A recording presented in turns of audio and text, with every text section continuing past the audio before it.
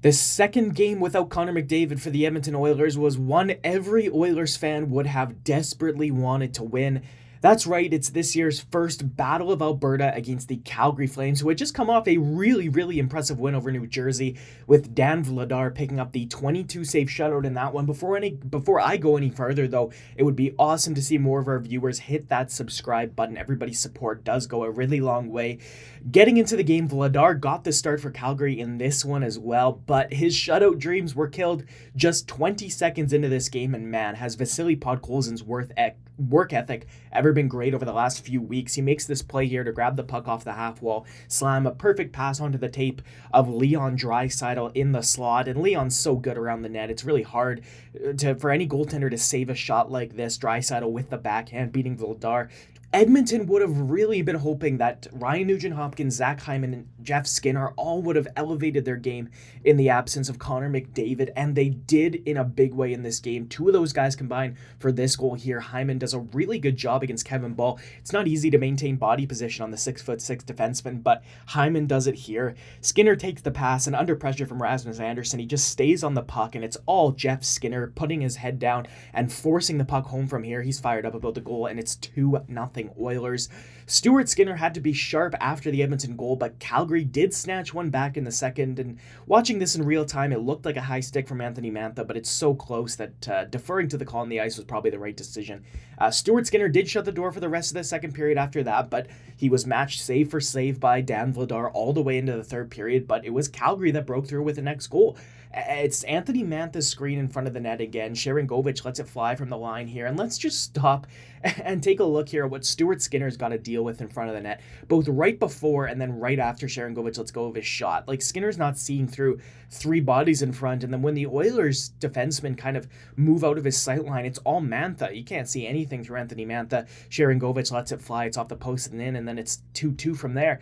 A tied game in the third period brought out the best, and especially these two goaltenders. Both Stuart Skinner and Dan Vladar played so well in the game, especially in the third period, but it was just past the halfway point of the third. Edmonton broke through, and it's one of those guys I talked about as needing to produce more in McDavid's absence. Ryan Nugent-Hopkins, who finds Zach Hyman streaking to the net. Hyman does so well here to get the puck through Dan Vladar's poke check. Hyman roofs it on the backhand, and the Oilers take the lead. And from there, it was the Stuart Skinner show. He bails out Evan Bouchard here with a big save after Bouchard gets embarrassed by Nazem Kadri.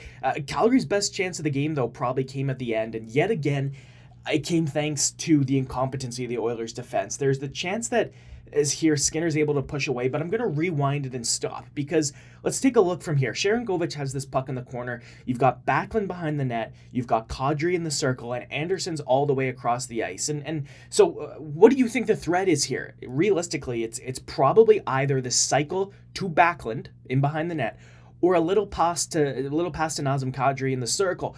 What probably shouldn't result in a threat, what shouldn't result in a Calgary scoring chance, is Sharangovich from here just blindly throwing the puck onto Darnell Nurse's stick.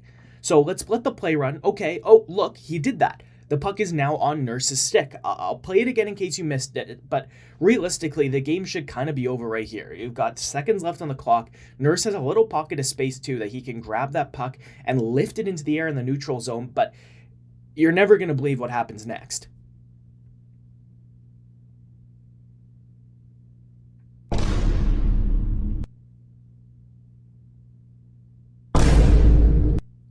Lucky for Nurse and the Oilers, Stuart Skinner and co were able to keep the puck out of the net. Matthias Janmark hits the empty net to win it for Edmonton.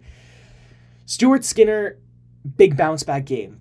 He needed that after that loss in Columbus. Draisaitl and Skinner were the two guys that stood out for me again. You saw Draisaitl buzzing all over the ice for the whole game. He really didn't take a shift off. There wasn't a shift where he didn't make an impact. And Stuart Skinner, again, 28 solid saves. He made the timely saves. I'm not going to blame him on the goals. And again, after the loss to Columbus, it's a very reassuring sight for Oilers fans to see Stuart Skinner kind of playing back to the level that everybody knows he can.